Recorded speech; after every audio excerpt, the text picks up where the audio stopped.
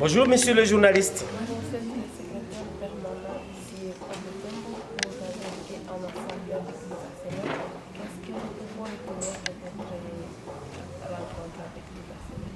Merci beaucoup pour la question et je vous en remercie. Et justement, nous sommes à la fin de notre Assemblée générale. Cette Assemblée générale que nous dénommons comme évaluative. Et on s'était décidé de rentrer, d'aller à l'école, justement quand nous avons suspendu la grève de début de cette année. Nous avons commencé à aller à l'école depuis le 4 novembre 2024.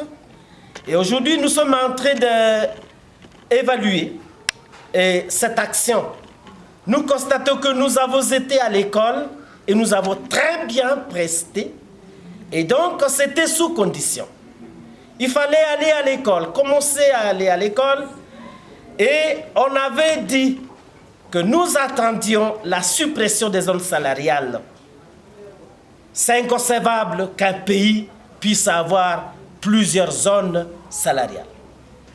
Dans 2 mois, il fallait que les zones salariales soient, en tout cas, qu'on puisse avoir seulement un seul salaire dans la République démocratique du Congo. Il fallait aussi uniformiser la prime de gratuité. Et cela a été expérimenté pendant 2 mois. Aujourd'hui, nous constatons à la fin de ces 2 mois, nous sommes 2 janvier 2025, nous constatons que rien n'est fait. Et donc, si rien n'est fait, comme c'était déjà dit dans nos assemblées précédentes, nous avons envisagé recommencer une grève sèche. Nous disons aujourd'hui que nous reviendrons ici dimanche 5, donc dimanche prochain, pour une réunion, une évaluation des décisions, de prise de décision.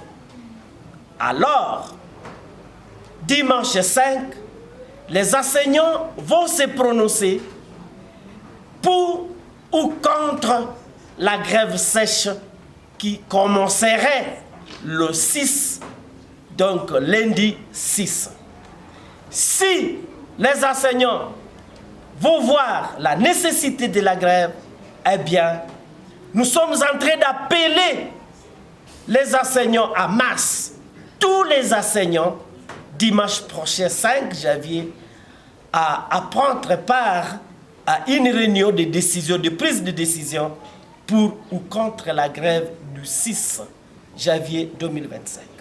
Avez-vous déjà eu au moins le temps d'échanger avec les représentants du peuple quant à ça? Les représentants du peuple, nous avons déjà entrepris des démarches pour échanger avec eux.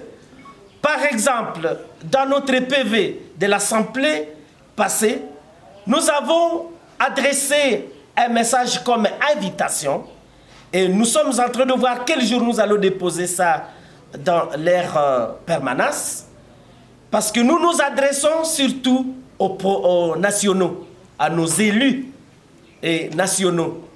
Nous avons pensé que nous aurons la réponse de l'honorable Janine Katasoire, nous aurons la réponse de Mpoussa Nyamwisi, nous aurons la réponse de Rémi Mukweso, et enfin nous aurons la réponse de Mbindoule Mitono.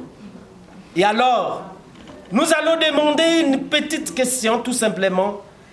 Ce qu'ils nous ont réservé pendant la session budgétaire.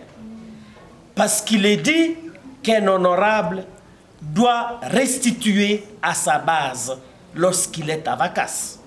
Et nous pensons qu'ils sont en vacances et ils viendront dire aux enseignants dans une assemblée ce qu'ils ont fait pour eux, leurs électeurs, ici à Butembo, les jours à venir et très cessamment.